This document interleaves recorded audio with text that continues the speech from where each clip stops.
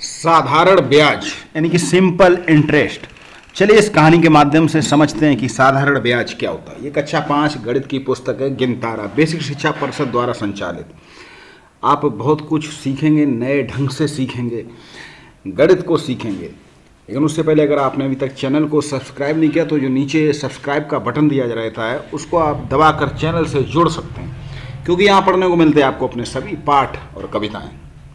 तो विजय एक दर्जी है।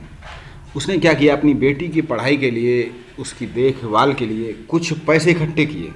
तो 10,000 रुपये थे, 10,000 रुपये इकट्ठे किए। तो उसने सोचा घर में रखने से अच्छा है कि चलो बैंक में सुरक्षित रहेंगे, बैंक में जमा करने गया। 3 साल के बाद जब उसकी बेटी कॉलेज में पढ़ने गई तो उसे पैसों की ज़रूरत पड़ी और वो बैंक गया। तो जब मैनेजर से अपने पैसे मांगे तो बैंक ने उसे 11,500 रुपये दिए, यानी 10,000 जमा किए थे, 11,500। तो उसने सोचा, उसने कहा कि मुझे 1,500 रुपये अधिक क्यों मिले।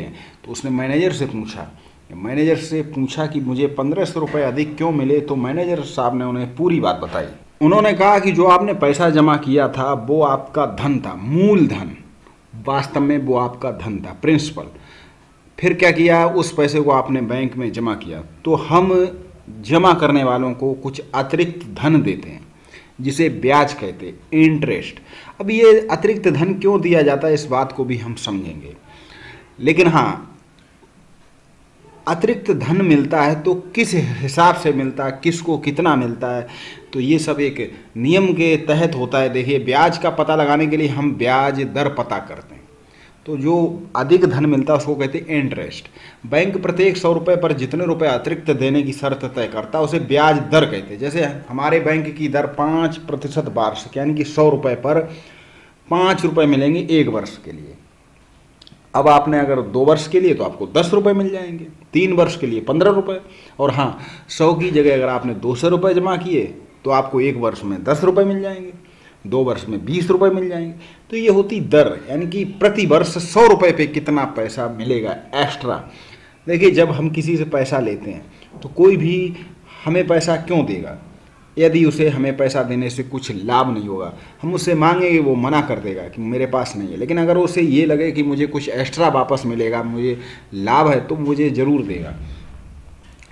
तो इसी तरह ये जो अधिक धन मिलता है रुपए देने वाले को, मूलधन पर, उसे कहते हैं ब्याज।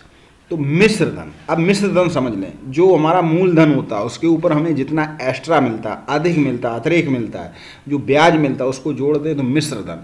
तो बैंक में हम जो भी जमा करने जाते हैं पैसा, उसके बाद हमें ब्याज सहित जो पैसा वापस मिलता है उसे कहते हैं मिश्र धन। तो विजय ने बैंक में कुल धन जमा किया था 10,000, बैंक दर थी 5%, समय लगा 3 वर्ष। तो 100 रुपये पर जब 5 है तो 10,000 पर 500 हुए, और 3 वर्ष के लिए तो 1,500 रुपये उसके हो गए थे। तो 10,000 पर 500 रुपये, और चूँकि 3 वर्ष के लिए तो 15। तो इस तरह उसको 11,500 रुपये। इसे साधारण ब्याज कहते हैं, साधारण ब्याज। चलिए, साधारण ब्याज का फार्मूला, सूत्र क्या है। कभी भी सवाल लगाएं पहले इस तरह लिख लें, मूलधन, दर, समय और ब्याज। तो ब्याज के आगे प्रश्न चिन्ह का चिन्ह लगा दें। जो भी चीज़ ना हो उसके आगे प्रश्न चिन्ह। कभी कभी ब्याज दिया रहता, समय दिया रहता, मूलधन दिया रहता, तो दर निकालनी होती है। 4 चीज़ों में से एक चीज़ निकालनी होती, 3 चीज़ें दी जाएं। तो साधारण ब्याज निकालने का सूत्र मूलधन गुणे दर गुणे समय बटे 100। और जो भी आता है वो ब्याज होता है उसको मूलधन में जोड़ दें तो मिलता है मिश्र धन। यदि 100 रुपये का 1 वर्ष का ब्याज 4 रुपये, तो 6 वर्ष का ब्याज कितना होगा। तो मूलधन दर गुणे समय बटे 100, यानी कि 24 रुपये। इसी तरह जनार्दन ने राजवीर से 500 रुपये उधार लिया, 15% वार्षिक ब्याज की दर 5 वर्ष के लिए। तो कितना रुपये वापस होगा। तो 500 गुणे 15 गुणे 5 बटे 100। 100 से 500 कट गए 5, और 15 पना 75, 5 375 रुपये वापस मिलेंगे। और ये तो ब्याज मिलेगा, मूलधन के साथ 875 रुपये वापस मिलेंगे। सुजीत ने अपने घर बनवाने के लिए इतने रुपए लिए, 10% वार्षिक ब्याज की दर से 4 वर्ष बाद। तो उसका भी साधारण ब्याज निकाल कर 20,000 रुपये लगेगा। इस तरह उसके 70,000 रुपये लौटाना पड़ेगा। जी हाँ, बैंक में जमा करेंगे तो हमें ब्याज मिलेगा, और अगर हम बैंक से उधार लेंगे, लोन लेंगे, तो हमें ब्याज देना पड़ेगा।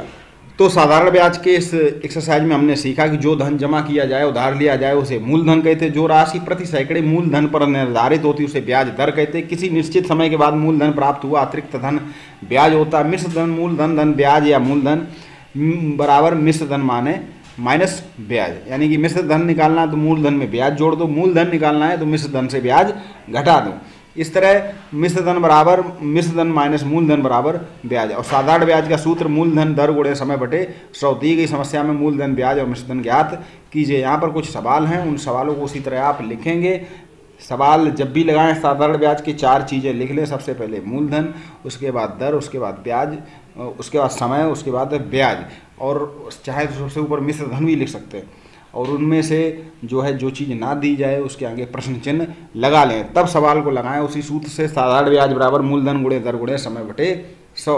जुबैदा ने सिलाई की मशीन 4000 में ली, 12 वर्ष तक ब्याज दर से 3 वर्ष बाद कितना लौटाना पड़ेगा। तो जब धन लौटाना, देखिए ब्याज की बात पूछी है तब केवल ब्याज निकालिए। जब धन लौटाने की बात कही जाए तो आपको मिश्र धन बताना है, मूलधन प्लस ब्याज। तो ये था आपका पाठ साधारण ब्याज। अब अगला पाठ है कि कितना सीखा, अभी तक हमने कितना सीखा वो एक्सरसाइज करेंगे। चलिए मिलते हैं नेक्स्ट पाठ पर।